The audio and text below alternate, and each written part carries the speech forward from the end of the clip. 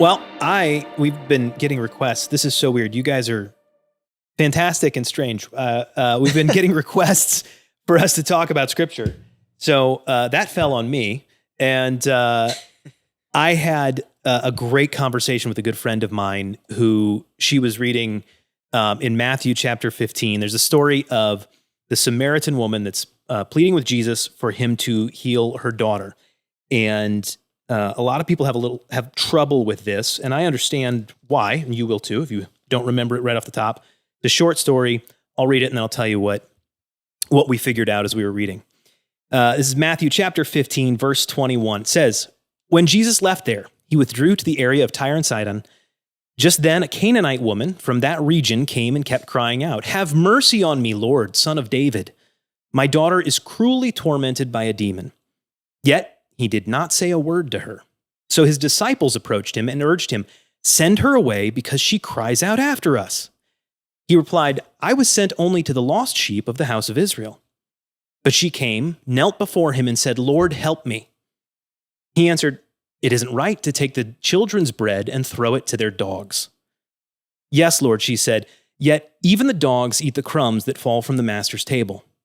Then Jesus replied to her, 'Woman, your faith is great. Let it be done for you as you want.' And from that moment, her daughter was cured." All right, so there's a lot going on there. Cultural references that people need to know. If you don't know, the Canaanites were not Jewish. They were actually the historical enemies of the Jews. And so that gets pointed out here. It gets pointed out by Matthew, who wrote, shockingly, the Gospel of Matthew. But for most people at the time, they would have just said Gentile, aka non-Jew, which is anybody who wasn't a Jew was a Gentile. But that always felt insulting to this friend of mine, that he calls her a dog and he's just ignoring her. What's going on? Why would Jesus do that? Because that seems cruel. That seems unnecessary. And yes, he heals the daughter, but why be insulting? That doesn't make sense, right? So we started digging into it and we started reading, and I saw so many cool things. The first thing, and the thing that made the biggest difference, I think, is that Tyre and Sidon, Jesus had previously been, I believe, in Jerusalem. And this trip that he takes is about 50 miles out of his way. And it's not on the way to the next place he went. It was taking a left turn when he should have turned right. And he goes 50 miles that direction. Jesus was only on earth for 3 years, and he had to walk. So that's a long trip to take out of your way. The other thing is, we don't have any record of him doing anything else in that area at this time. So as far as we know, the only divine appointment that he had, the only reason he was in that area, the reason he walked 50 miles out of his way was to meet that woman. That's incredible. That completely changes the moment. Of course, this is the thing to remember. Jesus knows the end from the beginning. He knew what he was going to do. He knew why he was in the area. He didn't need her to say those things for him to know that he was going to do that, right? It wasn't like she said the magic words, "Okay, now I can heal your daughter." He knew what he was going to do from moment one. The rest of this is a setup to show us something, right? So I thought that was fascinating. Another fascinating thing, Matthew being the one that wrote this, he points out that she's a Canaanite. Anybody else writing the story or any non-Jew at the time would have just called her a Gentile. This was Gentile territory. It was not Jewish territory. So he is specifically going to Gentile territory. And it seems, based on the way that he says Canaanite, it seems that perhaps Matthew had an issue, or some of the other disciples had beef with her because they're the historical enemies of the Jews. So that's interesting, especially since Jesus would have known that going into this. So she's crying out, "Have mercy on me, Lord, Son of David." Another thing to point out there, Son of David, that's a prophetic name for Jesus. That is a name that means Messiah. That's a synonymous name with the Messiah. So this non-Jew is calling out to this Jew and saying, "You are the Messiah. You are the chosen one. I see that. I know," right? And Jesus is coming from a situation where he's constantly arguing with the Jews, the people that he's supposed to be, that should have recognized him.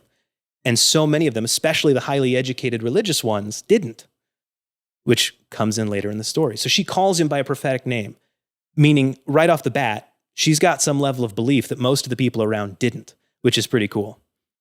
Yet he doesn't say anything to her, because sometimes, this is another relevant point, sometimes when we ask for something from God, when we're praying for something, sometimes the answer is not an answer. It's just silence for a while. Maybe it's not quite the right time.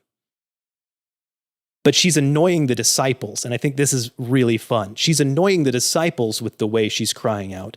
And the disciples then go to Jesus and say, send her away because she cries out after us. The verb that is there for send her away is used again in Luke. And in that context, the send her away is send her away satisfied.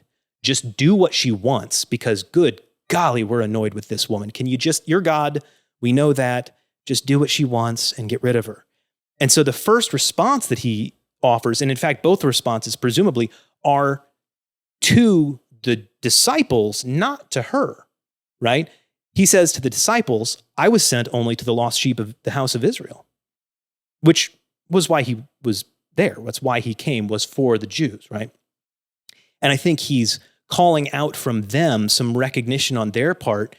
He's going, look, you know why I'm here, but it annoys you so much that she wants help that you're willing to take me off course?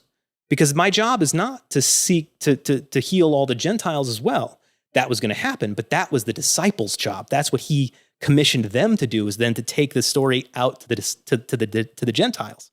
And I think it's fun that he's kind of poking them, going, wait, you know I'm here. You want me to go off course for this?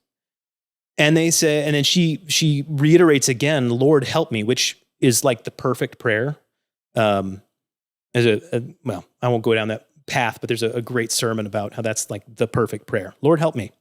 And this is where the real meat happens, where people have real issues with it. It isn't right to take the children's bread and throw it to their dogs. So he's calling her a dog? Well, okay, there's a couple things here. First of all, sort of, kind of, not really. The racism of the day, that's how they would have addressed her. That's what they would have called her. And is it gross? Yeah, because racism is gross. That's the point. I think the real problem is, because he's talking to the disciples, and no doubt, especially from the fact that Matthew's pointing out she's a Canaanite, there was some sentiment of that in the group. So he's kind of calling out their own issues. He's not talking to her. He's talking to them. I think he's pointing that out. And then the other thing that's worth pointing out here is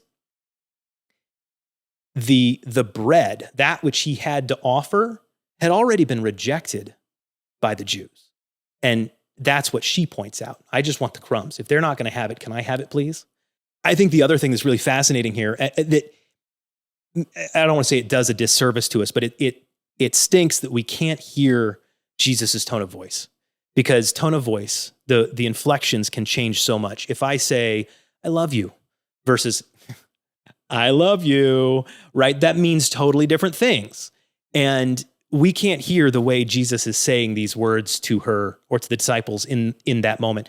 So we don't know if he is doing it with a wink and a nod, looking at her going, watch this, I'm going to rib them, or if he is legitimately being a bigot. I don't think that's the case, because we know that's not who Jesus was.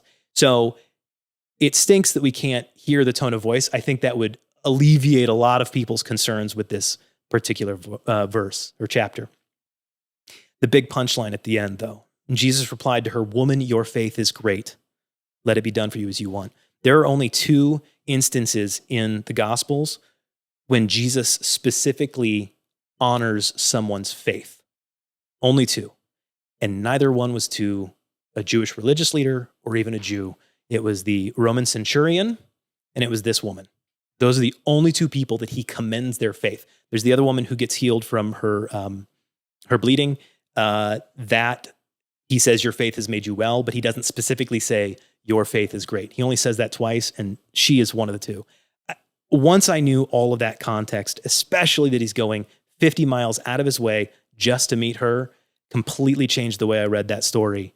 And I love it. And I encourage anyone who is feeling challenged by a specific story or section of the word, dig into it, find out. There's a lot of great commentaries out there. There's a lot of really interesting stuff. And the more I have learned about difficult passages like that, the better it has made my entire experience. So Yeah, there's no way I was able to, whenever you first started reading it, I didn't know exactly where you were going. I didn't know exactly what he meant by that at all. Yeah. Yeah. If you don't know the context, it just feels gross. Yeah. You know, somebody in distress and he calls her a dog. That's not cool. But I think digging in always helps.